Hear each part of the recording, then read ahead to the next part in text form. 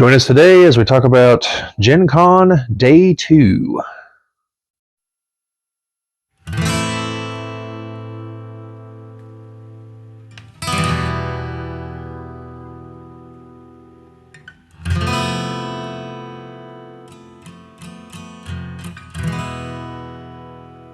This is the Geek Cabal channel. My name is Bobby. I'm Chad. And we're going to be talking about what we did, yesterday, because we're recording here in the morning after, of GenCon Day 2. So, Chad, you went to a few seminars. You want to kind of briefly run those down for us? Well, went to 3. Okay. 2 of them were on how to role play better, honestly. Okay. And it was just simply advice from people who, I guess, do this for a living now. They live stream their games and oh yeah, okay. So actual players. Well, there for a moment. I was like, well, don't you mean the dungeon masters? I know some of them do it for free, but yeah, you're talking not quite Critical Role, but people like that. Yes. Yeah. One was by Critical Cantrip. The other was actually by Cobalt Press. Yeah. Do you think you learned anything from this? Maybe. Okay. We'll see. Well, I mean, I won't because I don't play in your game, but, you know. And then the third one was honestly the one I was more interested in. Behind the scenes with Cubicle 7. Yeah. For those of you that don't know, Cubicle 7 has the license to do the Games Workshop RPGs, like Fantasy Flight Games used to have. Yeah. So, like, they're the ones that are doing Warhammer role-playing, or Warhammer Fantasy role-playing game, Warhammer 40k Wrath and Glory, which I have a good number of those books myself. They did Warhammer 40k Imperium Maledictum, and it was pretty much here's what we just recently released, recently announced, and what we have coming up. They have a lot of stuff coming up for Wrath and Glory. Yeah. I'm excited about. Any, like, one particular product stand out to you that you're interested in?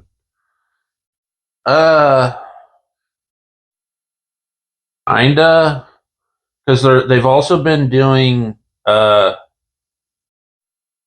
system agnostic sort of 5e stuff as well. Yeah.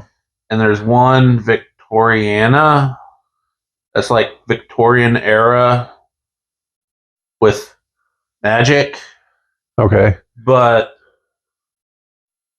as they said at the presentation, all their 5e stuff, they tend to break and rebuild 5e a little bit. Sure. So they changed from the spell slots to a mana system. Okay, it's like PowerPoints, kind of. I would guess. Okay. I don't know. They didn't go into that. Yeah. Victoriana, I think, is currently at Kickstarter. Okay.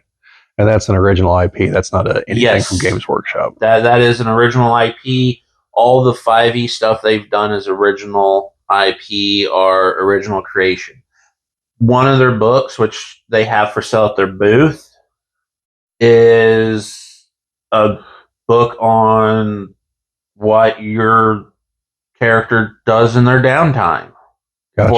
for role playing. Also, retirement. Yeah. When you take that arrow to the knee. That's exactly what the guy said. Well, I think that's the example everyone uses for that. But yeah, so... he also said, for when that adventurer wants to retire and open up a bar. Yeah. After that a-hole shot him in the knee. Yeah. So I didn't do a whole lot yesterday. The main thing was my friend Chris and I went to play Cards Against Humanity, which we ended up playing over in the stadium, like up around where the suites and the owner boxes and things like that are, which is probably the farthest from the convention center we've ever had an event. No. What? We were down on the far end of the field for HeroClix before. Yeah, trust me, this is like up in the rafters. Oh, Yeah, this was there was some walking involved getting here. The owners don't want to make the people with the expensive suites don't want to make it easy for the peasantry to get up there. So yeah, so did that. Hit up the food trucks, posted some pictures of those on our Facebook. Because I finally, after years and years of like, man, I should really like take some pictures of this stuff. Started taking pictures of what we were ordering in the food truck we're getting them from. And so I'll try to continue that through the rest here if I get the chance. Although you folks won't know that because this video won't be going up until probably Sunday or late tonight. Today being Saturday. So if you see this later on, check our Facebook page. Yep. And I'll probably put them up on Twitter later on. And I'm sure I'll do a montage video from all of our pictures later on. So aside from that, we met our fan Brian from Boston. Yep. Who it was nice to finally meet him. Yeah, and he had shown up last year too. And hopefully we'll have a chance to get him in a video here before we leave. Just have to see how that works out. It's probably might be a little Chad might be directing that one. But because I don't want to lug the stand around everywhere. I'm not horrible with holding a phone for a camera. Yeah. So we'll see how that goes anyway. I'm going to be talking to him about that later. And then other than that, I walked the dealer's hall for a while. I don't think I actually bought anything yesterday in the dealer's hall. You know what's odd? What's that? It was Friday yesterday. I didn't step foot in dealer's hall. Yeah. Well, Chris and I started at one end and worked our way towards the other. Then we had to take like a 20-minute break before we were ready to fight our way back across in a different lane. Yeah, it's been very, very intense this year. Definitely a lot of people. Well, they sold out on tickets. Right. I'm just saying, like, usually Thursday and sometimes Friday, it's not quite as bad as what today is going to be.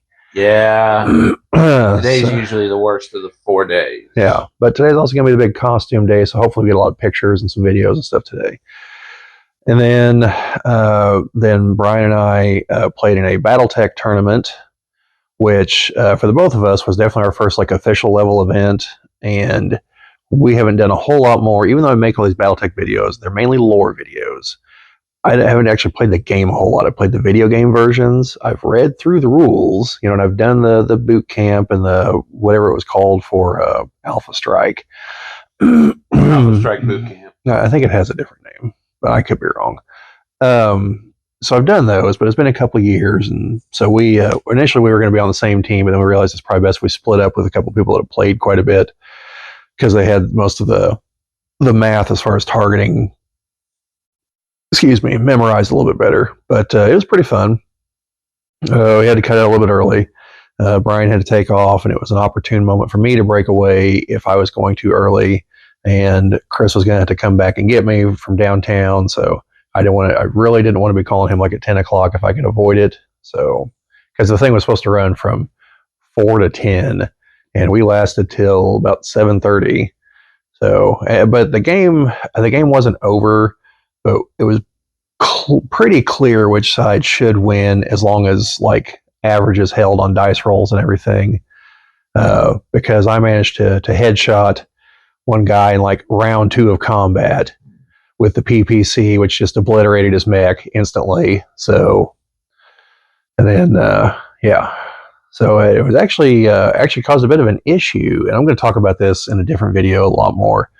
But there was a reason why you didn't want to have multiple of your mechs targeting a single one of their mechs. And so once we were uneven numbers, it was better for my light mech to just sit it out. It wasn't a light, I think it's a medium, to just sit it out because me and the guy next to me on our team were focusing on the same group of mechs, and his were heavier and could do more damage, and my other one was a Mad Cat, which could do more damage.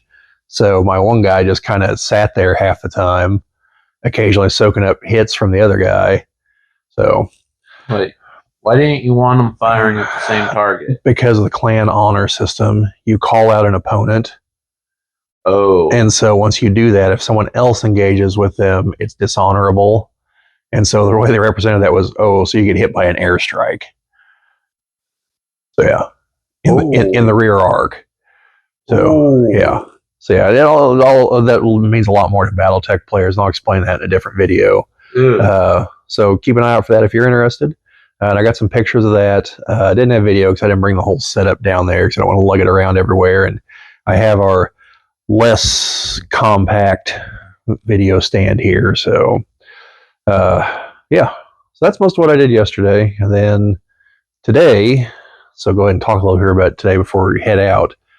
Today is where we're going to be going to Fogo de Chao to eat all the steak we can handle. Yep. And maybe a little bit of lamb at the start of it if they have it. Yeah. And then we'll be going to the costume contest later. Yep. Always. It is one thing I always want to go to every year. Yeah. And then I might be going back to watch them destroy the card thing at Card Hollow. I had to see about that because the way everything's going to work out, I'm going to drive back down there, and they do that like at 10 o'clock. So, and I'll probably be flying solo on that one because I don't think Chad's going with me. I know Chris isn't going with me. I'm just not that interested in it. I like to see it being built up. Yeah. And I have some pictures I've taken every day, so you can see some differences in them, like the montage I did last year. And I got some video of day 2, so I'm going to try to get some more pictures and video today before they destroy it. And then, and then I think Brian also has something scheduled for 10 o'clock tonight. Oh, wow. So I don't think he's going to be going down there. But although what he's going to sounded kind of interesting, so I'm not going to it. I don't think. What's he going to? It's set up along a similar premise to Werewolf, but I think it's like a murder mystery kind of thing. Oh, if from what I read from the description, that's what it kind of sounded like. Someone had mentioned to him as pretty fun, and at a different convention. If I remember what he told me correctly, at a different convention, someone told him that, so he saw that they had it here, and he's like, "Oh, I'm gonna try it out." But it's like at 10 o'clock, So yeah, and then Sunday will basically be probably a dealer hall cleanup. So if I end up buying anything from Goodman Games, I'll be going to their, hey, win something with a raffle ticket. So I guess I got to decide if I need another $10 rule book.